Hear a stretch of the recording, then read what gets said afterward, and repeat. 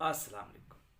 अपनी सेहत का ख्याल रखने के लिए आपके पास सिर्फ एक ही हल है कि आपने किस तरीके से अपनी सेहत को फिट और किस तरीके से बरकरार रखना है। वो है मतवाज़न ग़ज़ा।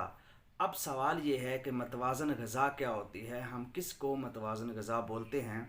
विटामिन्स को, मिनरल्स को, टाइम पे खाना, 3 वक्त का खाना, क्या ऐसा सीन है, ज़्यादा खाना।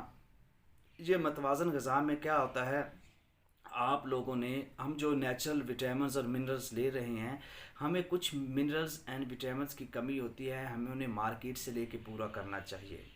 आपको देसी ग़िज़ाओं का इस्तेमाल करना चाहिए, आपको फैटी चीज़ों से बिल्कुल दूर होना चाहिए। अब आप लोग कहेंगे कि ये बारहा वही सारी चीज़ें एक्सप्लेन हो रही हैं, मतलब कि हमें तो इन चीज़ों का पता है, हमें पता है, लेकिन हम इन पे अमल नहीं करते, जिसकी वजह से हमारी सेहत का क्या हो रहा है, नुकसान होता है।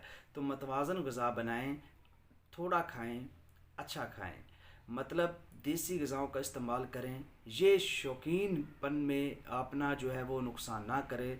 और जो भी चीज़ खाएं उसका ये ख्याल रखें, क्या मेरे स्टमक को, मेरे जो मैदा है उसको ये फ़ायदा दे रही है या नुकसान दे रही है।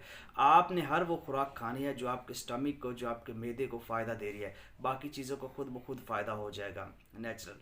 यानी अपने स्टमक का ख्याल आपने रखना है। आपका जो स्टमक है, आपका जो मैदा है, आपकी बाकी बॉडी के जितने भी ऑर्गन्स हैं उनका ख्याल वो रखेगा।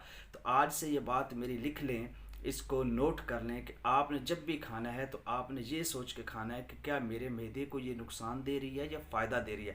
आपने अपने स्टमक के बारे में सोचना है और स्टमक आपकी बॉडी ऑर्गन के बारे में सोचेगा। आपको दूसरे बॉडी ऑर्गन के बारे में सोचने की ज़रूरत नहीं होगी, वो ये सोचेगा कि मैंने इसको फ़ायदा देना है या नुकसान देना है।